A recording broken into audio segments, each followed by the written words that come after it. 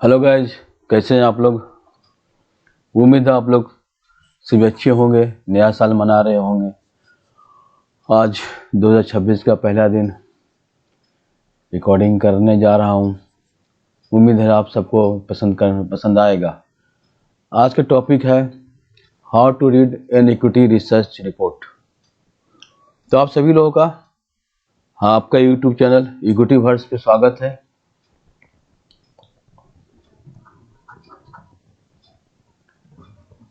Equity research report को किस तरह से पढ़ना है, समझना है।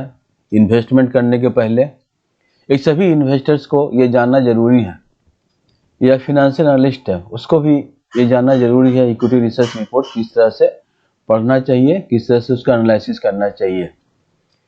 तो बढ़ते हैं आज के वीडियो पे।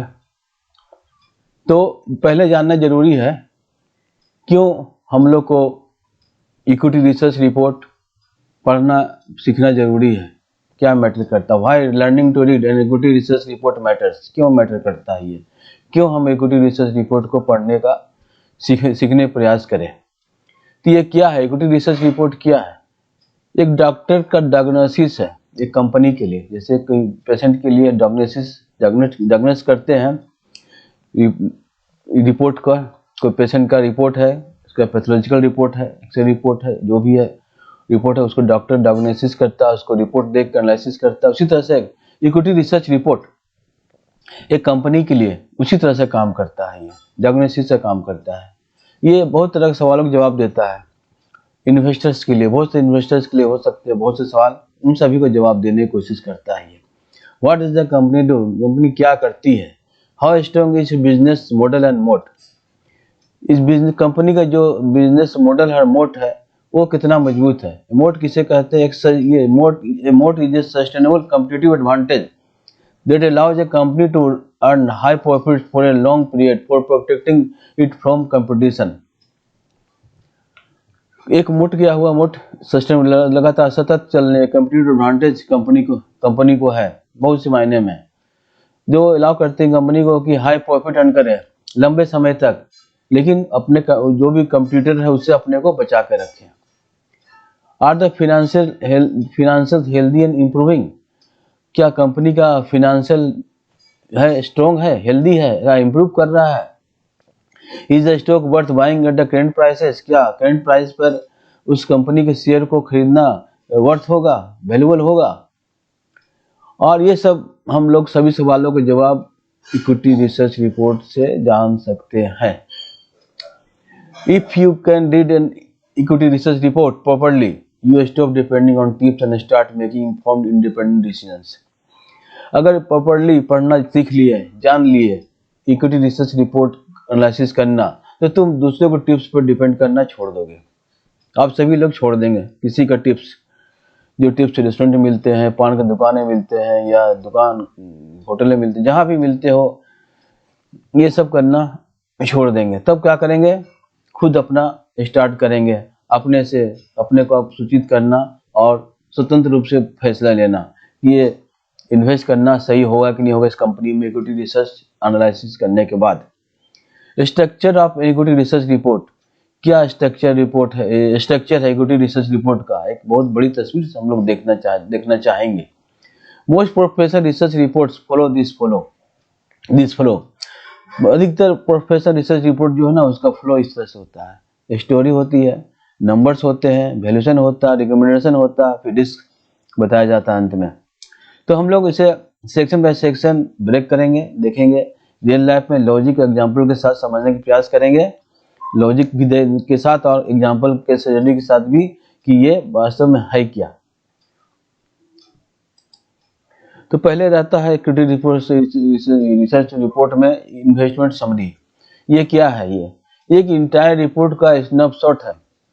शुरू में ही दे दिया जाता है इंट्रोडक्टरी में, जैसे देते हैं उसको पहले क्या क्या पढ़ना है किसी किताब में अंदर में, उसी तरह से रिपोर्ट में ये रहती है कि स्नैपशॉट क्या क्या अंदर में है, और मतलब रिपोर्ट में क्या क्या अंदर है, अंदर रिपोर्ट में वो सब इसमें दिया रहता है। इसमें क्या है, व्हाट इट कंटेंट्स, क्या रहता है। रिकमेंडेशन रहता है बाय होल्ड सेल का, बाय होल्ड या सेल ये रिकमेंड किया जाता है शेयर के स्टॉक के बारे में। टारगेट प्राइस रहता है, अपसाइड डाउनसाइड पोटेंशियल कितना है शेयर का, कंपनी का, कि ऊपर नीचे कितना जा सकता है, टारगेट प्राइस दिया जाता है, रेंज, और क्या कारण बताए जाते हैं। 3-4 बुलेट पॉइंट्स में कारण बताए जाते हैं कि सर क्यों क्यों इसका कारण क्या कारण है इसका। अब मेजर रिस्क बताया जाता है अंत में, क्या क्या रिस्क हो सकते हैं इसके। तो किस तरह से स्मार्टली हम लोग इसको पढ़ सकते हैं। रिकमेंडेशन पर को एक्सेप्ट मत करो ब्लाइंडली, ये बहुत गड़बड़ है, रिस्क में है, रिस्की है, फंस सकते हैं। तो पूछो, do the reasons make logical sense, जो भी कारण बताया गया लॉजिकल सेंस उसका है, लॉजिकल सेंस बनता है इसका, तार्किक कारण बनता है। जैसे हिंदुस्तान यूनिलीवर लिमिटेड है, उसका समरी कहता है report, by due to strong brand moat, premiumisation, stable margins and predictable cash flow. Strong Hindustan Unilever limited कहता है कि उसका शेयर इसलिए खरीदना चाहिए कि उसका रिपोर्ट में, क्योंकि ये स्ट्रॉन्ग ब्रांड मोड है, इसका प्रीमियमाइजेशन है, स्टेबल मार्जिन्स है, और कैश फ्लो का प्रेडिक्टेबल कैश फ्लो इसका आने वाले समय बहुत अच्छा होगा, इसलिए इसको खरीदना चाहिए। ये आप सोचिए। बिजनेस और इंडस्ट्री ओवरव्यू, बिजनेस का और इंडस्ट्री का ओवरव्यू, उसका एनालिसिस किया जाता है। इसका पर्पस है कि company, how the company makes money, company किस तरह से पैसा बना रही है और कैसे कहाँ ये ऑपरेट कर रही है, इसका एक्सप्लेन किया जाता है। अब यहाँ पे सवाल पूछता है, उठता है, ये सवाल पूछता है महत्वपूर्ण सवाल कि कंपनी क्या प्रोडक्ट्स और सर्विसेज दे रही है, प्रोवाइड कर रही है, बेच रही है, क्या कौन सा कस्टमर्स है, हु आर द कस्टमर्स कौन से हैं, क्या इंडस्ट्री में कंपनी और इंडस्ट्री ग्रो कर रही है, मैच्योर्ड है या डिक्लाइनिंग स्टेज पे है, ये डिमांड साइक्लिकल और स्टेबल, या डिमांड जो है वो साइक्लिकल है या स्टेबल है कंपनी का प्रोडक्ट्स। तो इसके अंदर देखते हैं हम लोग, एफएमसीजी कंपनी है, स्टेबल डिमांड, इसकी डिमांड हमेशा स्टेबल ही रहेगी कि कंज्यूमर्स के लिए हमेशा ये अवेलेबल रहती है, डिमांड रहती है। आईटी सर्विसेज, ये ग्लोबल डिपेंडेंसी है, जो भी आईटी सर्विसेज देती है पूरा ग्लोबली उसके मार्केट रहते हैं, वो अपने सर्विसेज देते हैं। मेटल्स हाईली साइक्लिकल है ये, जैसे टाटा कंसल्टेंसी सर्विसेज के लिए है, ये रेवेन्यू कहाँ डिपेंड करती है, ये global spending, global IT spending पर डिपेंड करती है, न कि इंडियन जीडीपी पर सिर्फ। Business model and mode analysis, इसका किसी कंपनी का ये कोर स्ट्रेंथ है। This is the heart of long term investing, long term investing के लिए ये हृदय काम करता है, दिल का काम करता है। किस तरह से मोड्स, टाइप्स ऑफ मोड्स, कितने तरह के मोड्स है। ब्रांड मोड, जैसे हिंदुस्तान यूनिलीवर का एशियन पेंट्स, ये ब्रांडेड है, ब्रांड कंपनी है, ब्रांड मोड कहलाता है। Cost leadership, Reliance cost leadership में आगे है। Switching cost, TCS, Infosys. Network effects, exchanges and platforms. अपने आप से पूछिए, can competitors easily copy this business, कोई भी कंपटीटर्स है, प्रतियोगी जो है, क्या इस बिजनेस को कॉपी कर सकता है आसान से। डज प्राइसिंग पावर एग्जिस्ट, क्या प्राइसिंग पावर है वहां पर एग्जिस्ट कर रहा है। आर मार्जिन सस्टेनेबल, क्या मार्जिन सस्टेन कर रहा है, कंटिन्यूस मार्जिन जा सकता है, सतत जा सकता है मार्जिन। ये सब सवाल अपने आप से पूछिए, तब पता चलेगा वहां पर अपने आप को रख के। अब केस स्टडी लेते हैं एशियन पेंट्स का। डीलर्स लॉक्ड इन है, स्ट्रॉन्ग ब्रांड रिकॉल है, कंसिस्टेंटली हाई आरओसी है, ये consistently high return on company employed है, ये लगातार चल रही है इसकी। Indicates structural mode not temporary success, structural mode को इंडिकेट करती है, न कि टेम्पोररी सक्सेस को। अब आते हैं financial analysis. Equity research report में फाइनेंशियल एनालिसिस रहता है। रेवेन्यू और प्रॉफिट ग्रोथ, अब दिया रहता है कि 5 से 10 साल का ईयर का CAGR है, इस पर नजर डालेंगे, उसका एनालिसिस करेंगे। Consistency matters more than speed, consistency matter करता है, न कि स्पीड। मार्जिन देखा जाए, EBITDA margin, stability, pricing power. Falling margin, rising competition और कॉस्ट प्रेशर, मार्जिन फॉल कर रहा है, इसका मतलब कंपटीशन बढ़ रहा है, कॉस्ट प्रेशर बढ़ रहा है। EBITDA मार्जिन, स्टेबिलिटी देखा जाता है, तो प्राइसिंग पावर है कि नहीं है कंपनी का। Returns ratio, REO 15% greater than 15% good है, ये अगर है। रिटर्न इक्विटी 15% से ज़्यादा है तो ये बहुत अच्छा है। उसी तरह से return on company employed greater है, ज़्यादा है। कॉस्ट ऑफ कैपिटल से ये एक्सीलेंट है, बहुत अच्छा है। ये सब देखना चाहिए। अब बैलेंसिंग स्ट्रेंथ क्या है देखना होगा। डेप्ट इक्विटी, डेप्ट ज़्यादा तो नहीं है। इंटरेस्ट कवरेज, इंटरेस्ट ज़्यादा तो नहीं जा रहा अपने लोन पे। Cash flow versus profit, cash flow क्या है, प्रॉफिट्स क्या है, ये सब पे नज़र डालना पड़ेगा, इसका एनालिसिस करना पड़ेगा, ये सब देखना बहुत जरूरी है। अब रेड फ्लैग एग्जांपल्स क्या है, हाई प्रॉफिट्स है लेकिन नेगेटिव ऑपरेटिंग कैश फ्लो है, तो ये अकाउंटिंग इल्यूजन है, ये भ्रमित करेगा, इसलिए ये सब पर नजर डालना पड़ेगा इक्विटी रिसर्च रिपोर्ट पढ़ने से हमें। अब आते हैं valuation section. Is the stock cheap और एक्सपेंसिव, क्या स्टॉक जो है शेयर प्राइस जो सस्ता है या बहुत महंगा है। तो क्या क्या कॉमन वैल्यूएशन टूल्स अप्लाई करते हैं, price earnings ratio, mature company सब यही इसी को इस्तेमाल करती है। कैपिटल इंटेंसिव फर्म जो है enterprise valuation value divide by EBITDA, इसका इस्तेमाल करती है, रेशियो इस्तेमाल करती है। प्राइस बुक वैल्यू ये बैंक्स और NBFC इस्तेमाल करती है। DCF future focused valuation, future आने वाले 5 साल 10 साल में क्या उसका होगा कैश फ्लो, इसको ये करके ये डिस्काउंट करके उसका देखते हैं वैल्यूएशन क्या है, ये फ्यूचर फोकस्ड वैल्यूएशन है। ये स्मार्ट रीडिंग टिप क्या क्या है, compare valuation with historical averages, अब कंपेयर करो उसका वैल्यूएशन जो है हिस्टोरिकल एवरेज। पीयर कंपनी जो है उसका उस कंपनी के साथ जो कंप्यूटर्स है उसी इंडस्ट्री में उसी प्रोडक्ट लाइन में, तो उसका पीयर उसको रीडिंग करो, उसका कंपेयर करो वैल्यूएशन का। ग्रोथ विजिबिलिटी देखो, ग्रोथ क्या है उसका सो देखना पड़ेगा।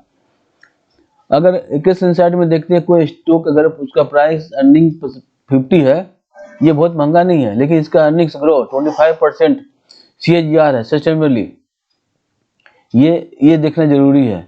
प्राइस अर्निंग्स देखना जरूरी है लेकिन ये ज़्यादा एक्सपेंसिव नहीं है, लेकिन उसका अर्निंग्स ग्रोथ 25% है, लगातार कर रही है, तो ये हमारे लिए बहुत फायदेमंद है।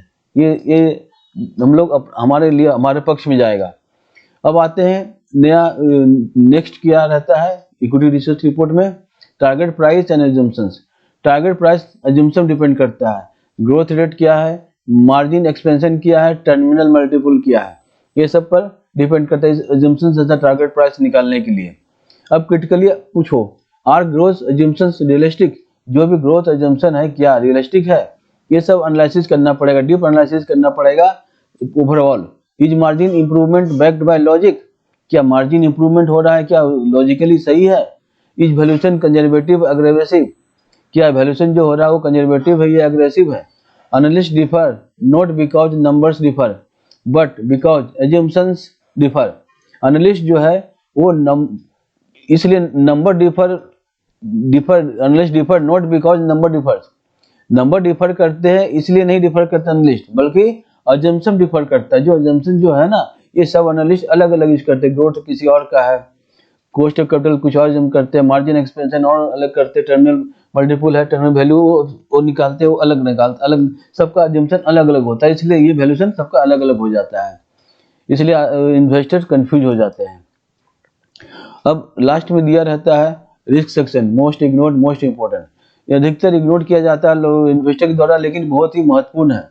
किस तरह से रिस्क, कितने तरह का रिस्क मेंशन किए जाते हैं, types of risk mention, regulatory risk क्या है ये जानना जरूरी है इन्वेस्टर्स के लिए। कमोडिटी प्राइस रिस्क क्या है, करेंसी रिस्क क्या है, एक्सक्यूशन रिस्क क्या है, डिमांड स्लो डाउन है, ये देखना जरूरी है। स्मार्ट इन्वेस्टर हैबिट क्या है, if risk are downplayed be cautious, अगर रिस्क को इग्नोर किए तो तब सावधान हो जाओ। IT companies often list client concentration risk, loss of one big client can hit profits hard. IT companies क्या करते हैं, क्लाइंट कंसंट्रेशन रिस्क लिस्ट करते हैं, अगर एक क्लाइंट कोई बड़ा क्लाइंट लॉस हुआ तो प्रॉफिट को हिट करेगा वो। अब रिकमेंडेशन एरिया में आते हैं, फाइनल वर्डिक्ट है, don't ask should I by, ask instead. ये कभी मुझ पूछो क्या मुझे खरीदना चाहिए, इसके बदले ये पूछो do I agree with the logic, जो भी इक्विटी रिसर्च रिपोर्ट में है क्या वो लॉजिक सही है, मैं उसे एग्री करता हूँ, सहमति है हमारी, तो इस सबको कंबाइन करो। बिजनेस क्वालिटी क्या है, फाइनेंशियल स्ट्रेंथ क्या है, वैल्यूएशन कंफर्ट क्या है, रिस्क टॉलरेंस क्या है, ओनली तभी एक्ट करो। When reading our equity research report, think like this, कोई भी इक्विटी रिसर्च रिपोर्ट को पढ़ रहे हैं तो इसको सोचो इस तरह से, स्टोरी क्या है, नंबर्स क्या है, प्राइस क्या है, तब decision. If any one of the three is weak, अगर तीनों में से कोई भी कम है तो फिर से रीएवल्यूएट करो, फिर से इवैल्यूएशन करो उसका। अब इसमें इक्विटी रिसर्च रिपोर्ट में क्या क्या टेकअवेज है आपके लिए। Research reports are guides not gospel, ये गाइड है, गॉस्पेल नहीं है। Focus on assumption then conclusion, assumption पर फोकस करो ना कि कंक्लूजन पे। Strong businesses at wrong prices are bad investment, बड़े बड़े बिजनेस जो है गलत प्राइस पर बैड इन्वेस्टमेंट साबित हो सकते हैं। अगर स्ट्रॉन्ग बड़े बड़े बिजनेसमैन बिजनेस चल रही है, अच्छा चल रही है, लेकिन उसका प्राइस अगर गलत है तो समझो बैड इन्वेस्टमेंट हमारा खराब हो जाएगा। Average businesses at great prices can be opportunities, अगर एवरेज बिजनेस भी आ रहा है और उसके प्राइस ज़्यादा है तो ये हमारे लिए एक बहुत अच्छा अवसर है, हम लोग वहाँ पे इन्वेस्ट कर सकते हैं। तो गाइज आप सभी लोग समझ गए होंगे किस तरह से इक्विटी रिसर्च को रिपोर्ट को पढ़ना है, समझना, एनालिसिस करना है, तभी जाके इन्वेस्ट करना समझदारी की बात होगी। तो मिलते हैं अगले वीडियो में। हमारे कंटेंट अच्छे लगे होंगे तो आप हमारे यूट्यूब चैनल इक्विटी वर्स, जो कि इक्विटी का यूनिवर्स है, इक्विटी के बारे में पूरा बताया जाएगा, पर चल रहा है, ये लगातार चल रहा है कंपनी का, म्यूचुअल फंड का, और कैसे इक्विटी रिसर्च रिपोर्ट तैयार होती है, टारगेट प्राइस कैसे होते हैं, और भी वगैरह बहुत से टॉपिक्स है जिस पर हम लोग डिस्कशन करेंगे। तो हमारे यूट्यूब चैनल इक्विटी वर्स को सब्सक्राइब करें, लाइक करें, शेयर करें, ज़्यादा शेयर करें, और बेल आइकन बटन बताएं ताकि हमारा वीडियो अपलोड होते ही नोटिफिकेशन आप तक पहुंच सके।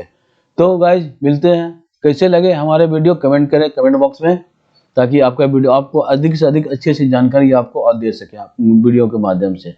तो मिलते हैं गाइज अगले वीडियो में, तब तक के लिए